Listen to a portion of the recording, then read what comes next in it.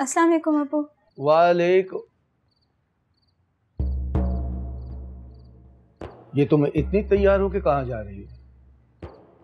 अब्बू वो मेरी स्कूल की सहेली की आज शादी है और उसने बहुत मान के साथ मुझे बुलाया है।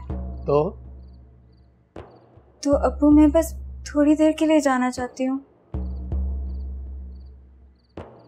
तुझे अच्छी तरह पता है कि ये बातें मुझे पसंद नहीं है। जी अब्बू, पर बस थोड़ी देर के लिए। अच्छा ठीक है, मुझे खाना दो, फिर उसके बाद चली जाना। और सुनो, जितनी जल्दी हो वापस आना। अगर देर हुई तो मैं बहुत बुरी तरह पेश आऊंगा। जी अब्बू, देर नहीं होगी।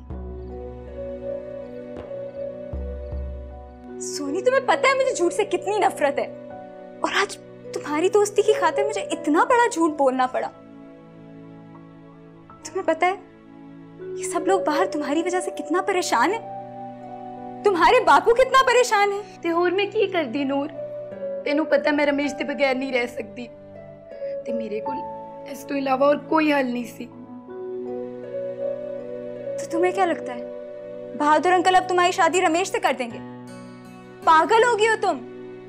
ये लोग सब तुम्हारी तबीयत ठीक होने का इंतजार कर रहे हैं, और जैसे ही तुम ठीक होगी ना, तुम्हारी शादी की तैयारियां शुरू हो जाएंगी। होने ऐसा कुछ नहीं होएगा, वो तू मेरे ते छड़ दे, ते मैनू नहीं पता कि मैं तेरा शुक्रिया अदा किस मुंह तो अदा करा।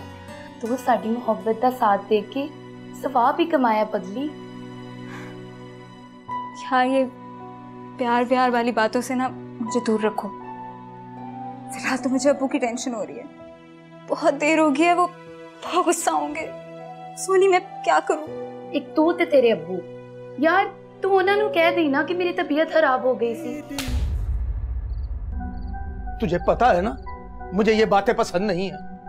जब मैंने तुझे कहा था कि जल्दी आना, तो फिर क्यों देर की तूने? अब्बू, मैंने जान के देर नहीं की, वो तो बस अचानक सोनी की। बकवास बंद कर। सोनी सोनी सोनी, अब तू एक झूठ को छुपाने के लिए 100 झूठ बोलेगी, और मैं क्या करूं तेरा?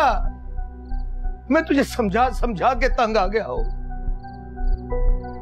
बस अब मैंने तेरा एक ही इलाज सोचा है, जितनी जल्दी हो सके तेरी शादी करके तुझे इस घर से रुखसत करूंगा, ताकि मेरी जिंदगी में भी सुकून आए।